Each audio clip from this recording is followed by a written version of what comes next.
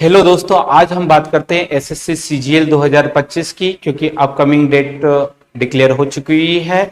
आज हम जानने वाले हैं एसएससी सीजीएल की पोस्ट के बारे में। कौन कौन सी पोस्ट मिलती है, कितनी फील्ड वाली जॉब है, कितनी ऑफिस वाली जॉब है। साथ साथ में हम ये भी बात करेंगे किस किस डिपार्टमेंट में आपको जॉब मिलेगी, सैलरी क्या होगी, सिलेबस क्या होगा, कौन कौन इसमें फॉर्म फिल कर सकते हैं। साथ साथ में टीयर 1 के लास्ट 5 ईयर का कट ऑफ जानेंगे और टीयर 2 का भी लास्ट 5 ईयर का कट ऑफ जानेंगे। तो आइए जानते हैं एसएससी सीजीएल। इसके पहले मैं बताना चाहूंगा, यदि सेंट्रल गवर्नमेंट की जॉब है एसएससी, उसके पहले सेंट्रल गवर्नमेंट में जितने भी ऑफिसर्स रहते हैं, सेंट्रल गवर्नमेंट में 4 भागों में ऑफिसर्स डिवाइड कर रखे हैं। क्लास ए ऑफिसर यदि हम बात करते हैं, जो रैंक 1 ऑफिसर्स है, तो सेंट्रल गवर्नमेंट में यूपीएससी के माध्यम से एग्जाम कंडक्ट होती है, उसके माध्यम से आईएएस आईपीएस रैंक 1 ऑफिसर्स बनते हैं। लेकिन इनके बाद class B, class C, class D SSC के माध्यम से बनते हैं। एसएससी के माध्यम से एसएससी जो एग्जाम कंडक्ट करवाती है, एसएससी सीजीएल करवाती है, एसएससी सीपीओ करवाती है, SSC CHSL, SSC steno, SSC MTS, SSC GD ये एग्जाम कंडक्ट करवाती है। जो नॉन टेक्निकल, टेक्निकल के तौर पर जेईबी एग्जाम होती है, एचटी होती है, हिंदी ट्रांसलेटर के तौर पर भी होती है, उसमें एमए मांगते हैं। यदि हम बात करते हैं एसएससी सीजीएल के बारे में जानेंगे, क्योंकि ये दोनों एग्जाम एसएससी सीजीएल और SSC CPO graduation based exam है, और ये दोनों एग्जाम 12th पास एग्जाम कैंडिडेट दे सकता है, ये 10th पास दे सकता है। आगे हम बात करते हैं एसएससी सीजीएल की बात करेंगे। एसएससी का फुल फॉर्म है एसएससी का full form staff selection commission, और सीजीएल का नेम है कंबाइंड ग्रेजुएट लेवल। नेक्स्ट यदि हम बात करते हैं कौन कौन सी जॉब मिलने वाली है, आपको 2 कैटेगरी में हम इसमें जॉब मिलेगी। यदि देखना चाहेंगे फील्ड वाइज जॉब और office work job. Office work के तौर पर आप चुन सकते हैं एसओ वाली पोस्ट, CSS, फॉरेन मिनिस्ट्री, और भी अदर जॉब है, ऑडिटर, अकाउंटेंट्स, क्लर्क, डबल एओ की जॉब आप ऑफिस वाली जॉब चुन सकते हैं। लेकिन फील्ड वाली जॉब आप देखोगे टैक्स और नॉन टैक्स के तौर पर, टैक्स में डायरेक्ट इनकम टैक्स ऑफिसर या इंस्पेक्टर का मतलब है आपको 3 स्टार वाली जॉब मिलेगी। 3 स्टार रहेंगे आपकी वर्दी पर। इनडायरेक्ट एक्साइज इंस्पेक्टर की जॉब आपको मिलने वाली है, एग्जामिनर की जॉब मिलने वाली, एईओ की आपकी जॉब मिलने वाली। नॉन टैक्सेबल जॉब के तौर पर देखोगे पुलिस की जो जॉब मिलेगी, सीबीआई सब इंस्पेक्टर के तौर पर मिलेगी, नारकोटिक्स इंस्पेक्टर के तौर पर, और एसआई के तौर पर भी मिलेगी, postal inspector.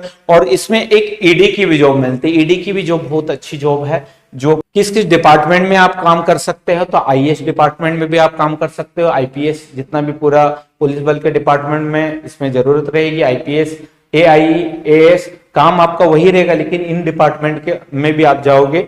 Indian corporative law service ये आपका डिपार्टमेंट है जहां पर आपको फील्ड में जॉब करना रहेगी।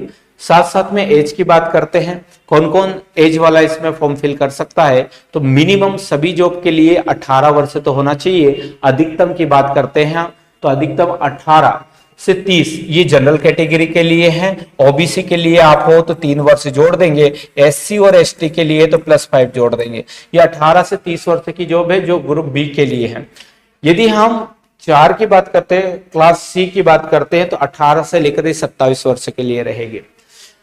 सेकेंड हम बात करते हैं कुछ ऐसी जॉब जो आप ऑफिस वर्क की रहेगी, तो वो 20 साल से स्टार्ट होती है तो 30 वर्ष तक जाती है। सब जनरल कैटेगरी के लिए। मात्र एक ऐसी पोस्ट जो 32 वर्ष के लिए होती है, जो जिसकी अलग ही एग्जाम होता है, एक और पेपर होता है JSO के नाम से, तो आप जो तैयारी कर सकते हैं। नेक्स्ट आप देखोगे योग्यता की बात करेंगे हम, तो योग्यता के तौर पर ग्रेजुएशन कंप्लीट होना चाहिए आप लोगों का, तो इसमें फॉर्म फिल कर सकते हैं। एनी स्ट्रीम, किसी भी सब्जेक्ट से आपका ग्रेजुएशन कंप्लीट है, बीकॉम है, बीएससी है, बीटेक है, कुछ भी कर रखा है, केवल पास होना चाहिए आप, तो इसमें फॉर्म फिल कर सकते हो।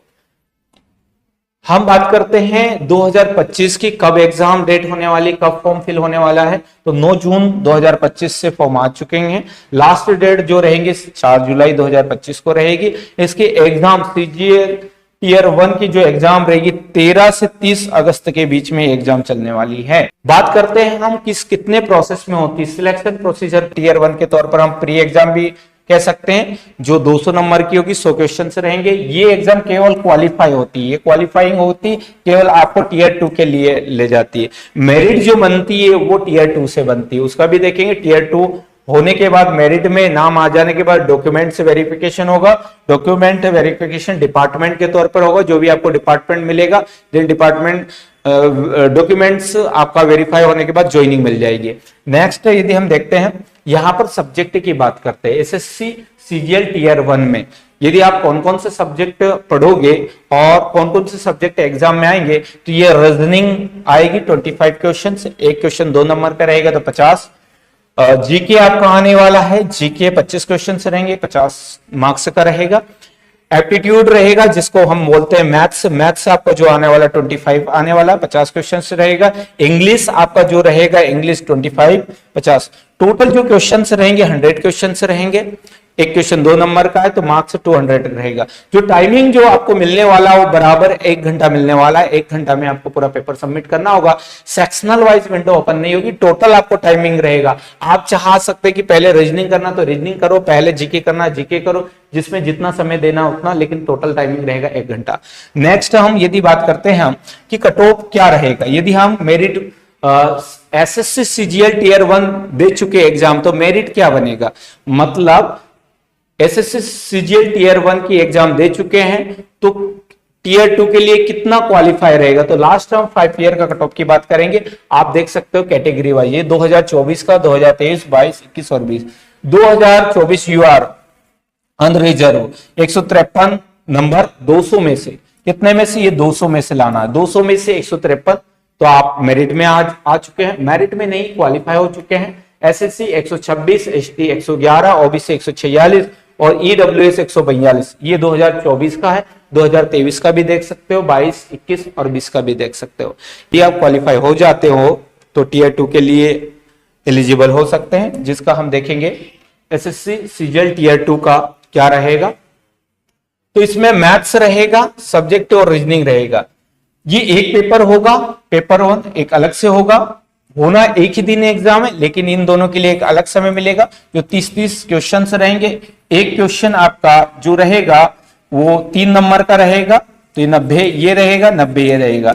ये पेपर कंप्लीट होने के बाद दूसरा पेपर होगा इंग्लिश का रहेगा, और आपका जो रहेगा वो जीके का रहेगा। क्वेश्चन की हम बात करते हैं तो इसमें 45 क्वेश्चन रहेंगे, एक क्वेश्चन 3 नंबर का रहेगा और एक जीके का 3 नंबर का। आप देख सकते हो सबसे ज्यादा क्या पूछा जा रहा है, टीयर 2 में इंग्लिश पूछी जा रही है, उसके बाद मैथ्स, रीजनिंग और ये 210।